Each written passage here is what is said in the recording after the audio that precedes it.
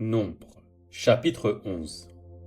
Le peuple murmura, et cela déplut à l'Éternel. Lorsque l'Éternel l'entendit, sa colère s'enflamma. Le feu de l'Éternel s'alluma parmi eux, et dévora l'extrémité du camp. Le peuple cria à Moïse. Moïse pria l'Éternel, et le feu s'arrêta. On donna à ce lieu le nom de Tabéra, parce que le feu de l'Éternel s'était allumé parmi eux. Le ramassis de gens qui se trouvaient au milieu d'Israël fut saisi de convoitise, et même les enfants d'Israël recommencèrent à pleurer et dire « Qui nous donnera de la viande à manger ?» Nous nous souvenons des poissons que nous mangions en Égypte et qui ne nous coûtaient rien, des concombres, des melons, des poireaux, des oignons et des aules. Maintenant, notre âme est desséchée, plus rien. Nos yeux ne voient que de la manne. La manne ressemblait à de la graine de coriandre et avait l'apparence du beldium.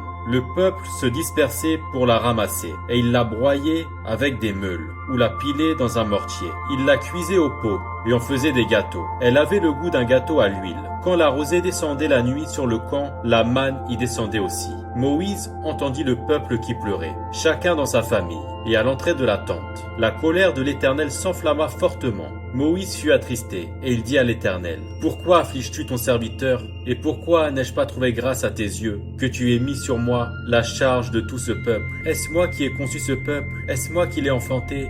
Pour que tu me dises, porte-le sur ton sein, comme le nourricier porte un enfant, jusqu'au pays que tu as juré à ses pères de lui donner? Ou prendrai-je de la viande pour donner à tout ce peuple? Car il pleure auprès de moi, en disant, donne-nous de la viande à manger. Je ne puis pas à moi seul porter tout ce peuple, car il est trop pesant pour moi. Plutôt que de me traiter ainsi, tue-moi, je te prie, si j'ai trouvé grâce à tes yeux, et que je ne vois pas mon malheur. L'Éternel dit à Moïse, assemble auprès de moi 70 hommes, des anciens d'Israël, de ceux que tu connais comme anciens du peuple et ayant autorité sur lui. Amène-les à la tente d'assignation, et qu'ils s'y présentent avec toi. Je descendrai, et là je te parlerai. Je prendrai de l'esprit qui est sur toi, et je le mettrai sur eux, afin qu'ils portent avec toi la charge du peuple, et que tu ne la portes pas à toi seul. Tu diras au peuple, sanctifiez-vous pour demain, et vous mangerez de la viande, puisque vous avez pleuré aux oreilles de l'Éternel, en disant, qui nous fera manger de la viande? Car nous étions bien en Égypte. L'Éternel vous donnera de la viande, et vous en mangerez. Vous en mangerez, non pas un jour, ni 2 jours, ni 5 jours, ni 10 jours, ni 20 jours, mais un mois entier, jusqu'à ce qu'elle vous sorte par les narines, et que vous en ayez du dégoût. Parce que vous avez rejeté l'Éternel, qui est au milieu de vous, et parce que vous avez pleuré devant lui, en disant, pourquoi donc sommes-nous sortis d'Égypte? Moïse dit, 600 000 hommes de pied formant le peuple au milieu duquel je suis, et tu dis, je leur donnerai de la viande, et ils en mangeront un mois entier. Égorgera-t-on pour eux des brebis et des bœufs, en sorte qu'il y en ait assez? Ou rassemblera-t-on pour eux tous les poissons de la mer, en sorte qu'il y en ait assez? L'Éternel répondit à Moïse, la main de l'Éternel serait-elle trop courte? Tu verras maintenant si ce que je t'ai dit arrivera ou non. Moïse sortit et rapporta au peuple les paroles de l'Éternel. Il assembla 70 hommes des anciens du peuple, et les plaça autour de la tente.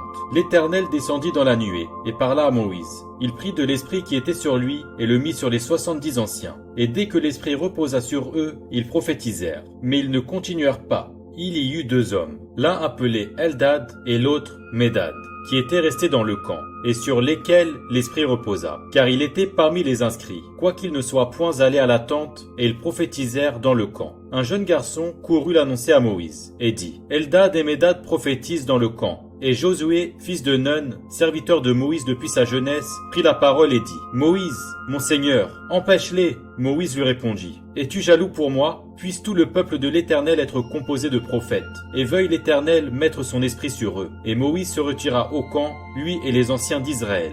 L'Éternel fit souffler de la mer un vent, qui amena des cailles et les répandit sur le camp, environ 1 journée de chemin d'un côté et environ 1 journée de chemin de l'autre côté, autour du camp. Il y en avait près de 2 coudées au-dessus de la surface de la terre. Pendant tout ce jour et toute la nuit, et pendant toute la journée du lendemain, le peuple se leva et ramassa les cailles.